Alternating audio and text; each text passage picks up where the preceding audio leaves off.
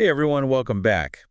Ready to delve into a deep dive that's got nostalgia and strategy in equal measure? Yeah, today we're talking HeroQuest, but like way more than just reminiscing about childhood memories, you know? Oh, absolutely. This is a deep dive, and we are going deep. Yeah. We're talking about how this game, which honestly almost disappeared from existence. Right, like vanished into the mists of time. Exactly. It somehow found its way back to become a tabletop legend. It's kind of mind-blowing when you think about it. So did anyone else out there think HeroQuest would ever have this kind of resurgence?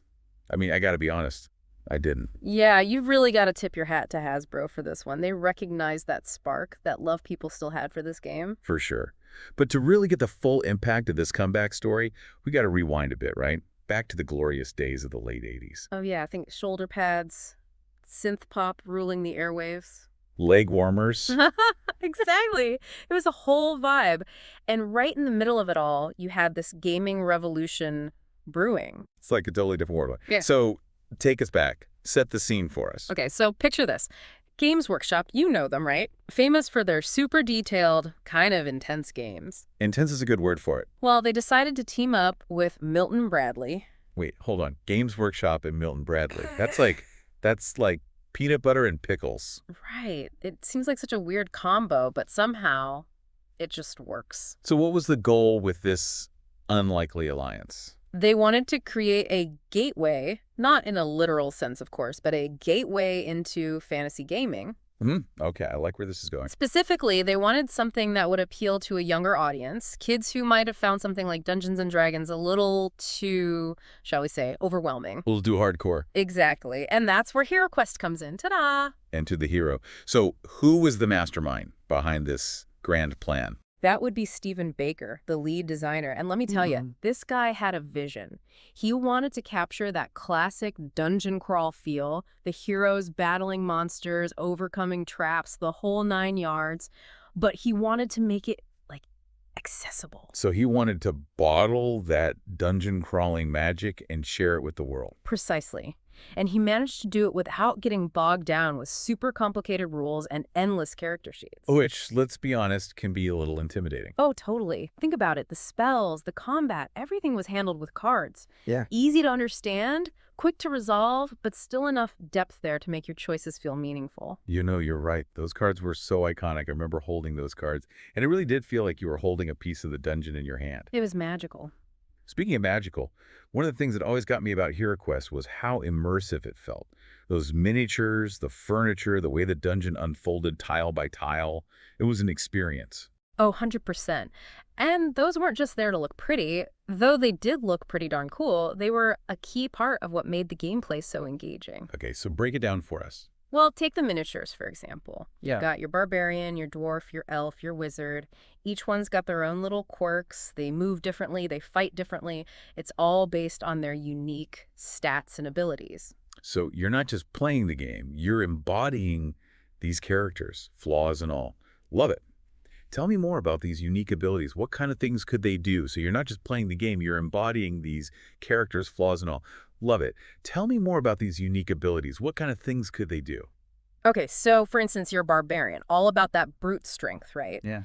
They might have an ability that lets them re-roll a die during combat. Giving them another shot at landing a critical hit. Exactly. Or maybe your elf, known for being light on their feet, they might be able to breeze through difficult terrain that would slow down those clunkier characters. It's amazing how those small details could really make you feel like you were strategizing as that specific hero.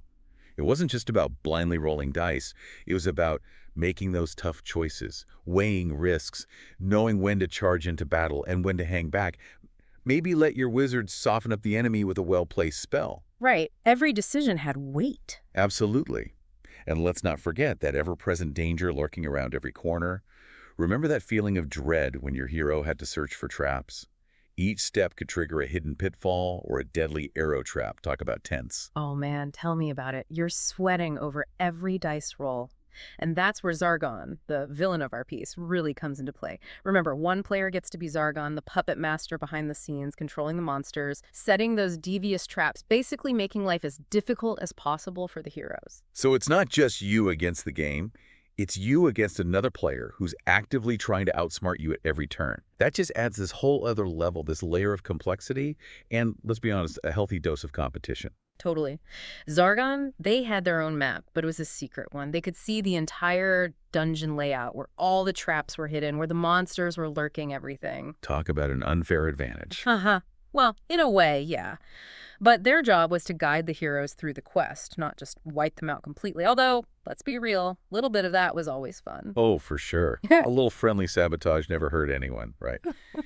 So when those epic showdowns did happen, how did combat actually work? Was it just a matter of crossing your fingers and hoping for the best with those dice rolls? Not quite. While the dice definitely played a big part, HeroQuest was all about making strategic choices. Sure, those dice rolls determined how far your hero could move on their turn, but the real strategy was deciding where to move them, when to attack, when to hang back, when to unleash a spell. Every single choice could have consequences. It's like chess, but with swords and sorcery. Okay, so say you stumble upon a group of those nasty goblins. What were your options? Well, that's where your hero's unique abilities and equipment really come into play. You might decide to go in swinging with your barbarian, hoping to overpower them with sheer brute force. Or maybe you'd use your elf's agility to kind of outmaneuver them, pick them off from a distance. And if things were looking particularly dire, there's always magic, right? I bet those magic items came in handy during those close calls. Oh, absolutely. Healing potions to bring your hero back from the brink of defeat, enchanted weapons that could cut through even the toughest armor, those magical goodies could definitely turn the tide of battle in your favor. But, and this is a big but, magic in HeroQuest wasn't unlimited. Ah, so you can just go around flinging fireballs left and right. Sadly, no. Your wizard, for instance, they might only have a handful of spells they could cast before needing a breather, to rest up, or find a way to replenish their magical mojo. It forced you to think strategically about when to unleash those powerful spells and when to conserve your resources. Wow, so every decision really did matter. No pressure, right. But I bet those moments, those hard-won victories, must have been incredibly satisfying. Oh, absolutely. There's nothing quite like conquering a challenging dungeon, defeating a fearsome monster, and emerging victorious with your well-deserved treasure. But HeroQuest wasn't just about those big epic moments. It was the little details, the unexpected twists and turns that really brought the game to life. Ooh, like what? Give us the juicy details. Ooh, like what? Give us the juicy details. Okay, so picture this. You're creeping through this dusty old tomb, right? Your torch is casting all these weird shadows on the walls. Gooky. Right. And you push open this massive stone door and bam! Suddenly the room is flooded with light. Oh, no. I don't like where this is going. And you realize you're staring into a pit filled with venomous snakes. No, thank you. I'd rather take my chances with the goblins. Tell me about it. Or, how about this? You finally find it, the treasure chamber. You can practically smell the gold and jewels. My hero senses are tingling. But as you get closer, you realize it's guarded by a minotaur. Of course it is. It's never easy, is it? Never. But that's what made HeroQuest so replayable, Each dungeon felt different. Every encounter had this element of surprise. You never knew what was waiting for you around the next corner. It's true. You always had to be on your guard. But speaking of surprises, remember that adventure design kit we touched on earlier? That's where HeroQuest really went above and beyond, letting players unleash their inner dungeon master. Oh yeah, the adventure design kit. That thing was legendary. It was like stepping through a portal into a world of unlimited possibilities. You weren't just playing the game anymore, you were creating it. What were some of the things you could do with this kit? Honestly, anything you could imagine. You could design your own dungeons, complete with secret passages, tracks that would make even Indiana Jones sweat. And of course, no dungeon is complete without a fearsome monster or two.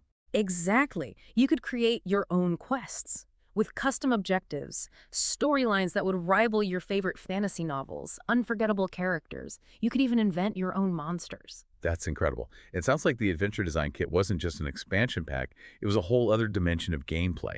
It really allowed players to tap into their creativity, to collaborate and create their own legends within the world of HeroQuest. That's amazing. It really was a stroke of genius. The designers, they understood that if you really want to get people hooked on a game, you've got to give them agency, you know? Yeah. Let them be part of the creative process, not just along for the ride. And that whole philosophy, that spirit of collaborative storytelling, it's timeless, right? It's why tabletop RPGs like Dungeons& and Dragons are still so popular today.